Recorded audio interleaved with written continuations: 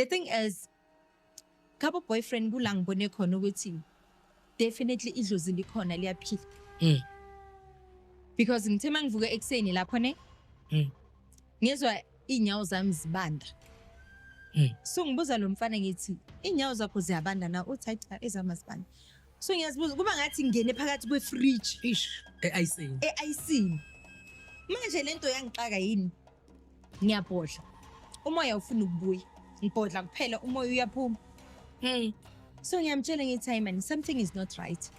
The more ngibhodla umzimba wami uyachange. Kunento engekho right emzimbeni wami. And the worst part yenzakalani ngami, the more ngibhodla lokugodola emzimbeni kuyakhuphuka. Nezandla manje seziyabanda. Mangimbamba wathi kanti yini ufreeze kangaka ngithi nami angazazi.